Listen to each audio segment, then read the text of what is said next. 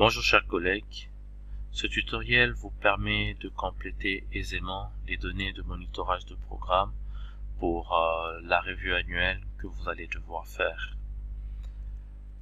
Pour compléter les différents déterminants du modèle Tanahashi, nous allons procéder de la manière suivante. Et pour notre exemple, nous partons des données de la province de l'Équateur. La première feuille contient toutes les données qui ont été collectées en utilisant les caps révisés. La seconde feuille contient les différents déterminants du modèle Tanahashi que vous allez devoir compléter. La première chose à compléter, c'est la cible. On va rentrer sur la feuille principale.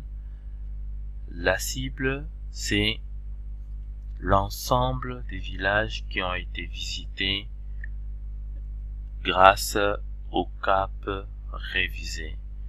Et pour Équateur, nous voyons que nous avons un compte de 132.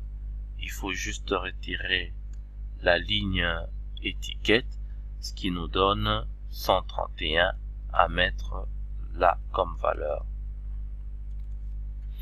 Et nous voulons que l'ensemble des villages visités puisse avoir une couverture effective. Voilà pourquoi nous reprenons la même valeur au niveau du dénominateur. Comment allons-nous mesurer la disponibilité? Pour mesurer la disponibilité, nous allons prendre uniquement les villages qui ont des types de points d'eau améliorés. Donc je prendrai pompe à motricité humaine, puits protégé, source aménagée. Et il faudrait également que ce point d'eau puisse être fonctionnel. La fonctionnalité, c'est là où nous avons une valeur 1 et ça me donne 107. Faut jamais oublier de retirer 1 qui représente la ligne étiquette. Donc je vais rentrer dans ma feuille et je mets 106. Accessibilité. Comment je mesure l'accessibilité? Je rentre encore sur ma feuille principale. Donc je prendrai les villages qui ont un point d'eau amélioré et ce point d'eau doit être fonctionnel. Il doit être situé à une distance aller-retour qui est inférieure ou égale à 30 minutes. Donc, je vais faire un filtre. Là, je mettrai la valeur 30. Et ça me donne 42. Je retire toujours les 1 pour la ligne étiquette. Donc, pour le numérateur de l'accessibilité, je mettrai 41. Utilisation. Comment je mesure l'utilisation? Je dois regarder les villages qui ont un point d'eau amélioré. Ce point d'eau doit être fonctionnel.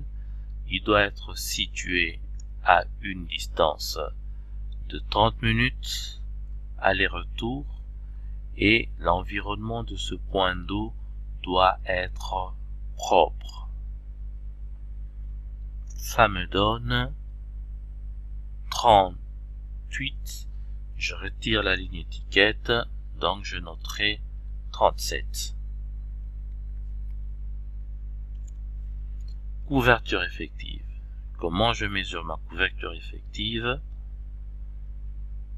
Je dois prendre les points d'eau améliorés, fonctionnels, situés à une distance aller-retour de 30 minutes, ayant un environnement propre et qui permet d'avoir de l'eau toute l'année, de manière continue.